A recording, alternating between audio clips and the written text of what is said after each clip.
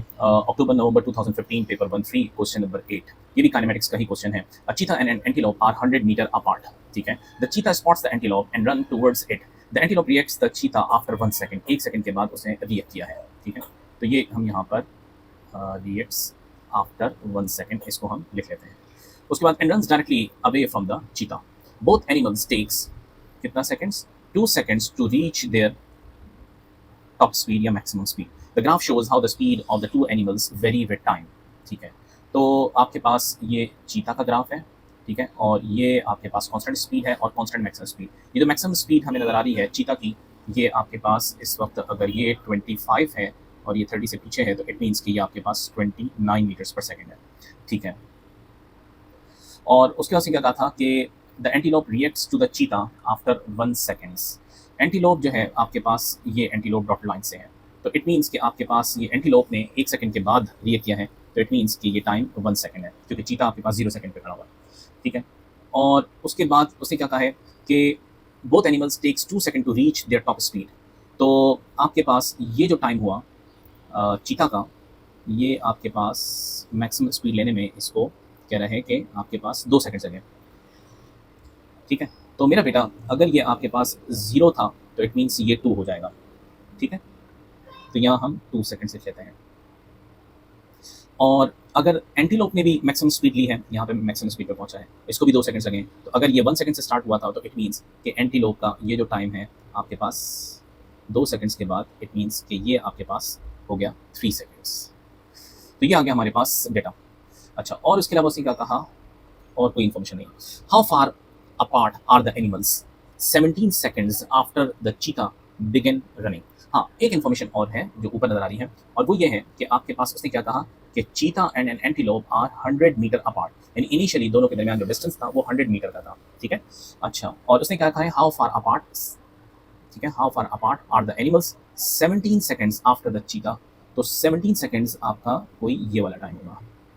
ठीक है भाई, तो यहाँ पे हम लिख लेते हैं, ये आ गया आपका टाइम 17 सेकंड्स। ठीक है, अच्छा, अब इसका मतलब ये हो गया कि बेटा आपके पास अगर हम एंटीलोप को देखें तो ये आपके पास, चीता को तो पूरे पूरे 17 सेकंड्स लगा है, चीता का जो जर्नी है वो पूरा पूरा 0 सेकंड से लेकर और 17 सेकंड तक है। लेकिन एंटीलोप का जो जर्नी है वो 1 सेकंड से लेकर 17 सेकंड्स तक है। इट मीन्स के जो एंटीलोप का जो टाइम लगा है वो आपके पास 16 सेकंड्स लगा है। तो हम यहाँ पे 16 यूं करके इस तरह कर देते हैं। ठीक है, ताकि हमारे पास कोई मुश्किल ना हो। नो, अब हमें how far apart are the animals, यानी distance travelled by the cheetah और distance travelled by the antelope हमें निकालना है, और फिर हमने दोनों के दरमियान जो डिस्टेंस है उनको सब्ट्रैक्ट कर देंगे तो पता लग जाएगा कि दोनों एक दूसरे से कितना दूर है। तो सबसे पहले हम चीता के लिए वर्किंग शुरू करते हैं। तो चीता के लिए आपके पास बेटा ये जो आपके पास नजर आ रहा है, दो ऑप्शन हैं। एक तो ये कि हम राइट एंगल ट्राइंगल प्लस एक रेक्टेंगल, ये दो इस तरह से कर लें, या हम डायरेक्टली ट्रेपीजियम का फॉर्मूला लगाते हैं, half sum of parallel sides. तो मेरे ख्याल है हम ट्रेपीजियम का फॉर्मूला लगाते हैं। तो ट्रेपीजियम का फॉर्मूला, तो area under the speed time graph is equal to distance travel. ठीक है, तो ये आपके पास डिस्टेंस, ये जो एरिया है ये ट्रेपीजियम का है। ठीक है, तो ये आपके पास इसका फॉर्मूला क्या होता है, half sum of parallel sides. अब आपके पास पैरेलल साइड्स कौन कौन सी हैं, ये देखिए आपके पास ये 2 सेकंड्स हैं और ये 17 सेकंड्स है। तो यहाँ से यहाँ तक आपके पास जो टाइम लगा वो 15 सेकंड्स लगा। ठीक है, तो हम इसको यहाँ पे इस तरह बना देते हैं और इसको हम यहाँ पे इस तरह बना देते हैं और इसको लिख देते हैं 15। तो ये आपके पास एक पैरेलल साइड बन गई 15 और दूसरी पैरेलल साइड आपके पास 17 वाली हो गई, ये वाली, ये आपके पास 17 हो गई और ये एक 15 हो गई। तो half sum of parallel sides यानी 15 प्लस 17 इनटू हाइट, और हाइट हमने अभी लिखी है और वो कितनी थी 29, तो हम ये 29 यहाँ पे एज इट इज लिख देते हैं।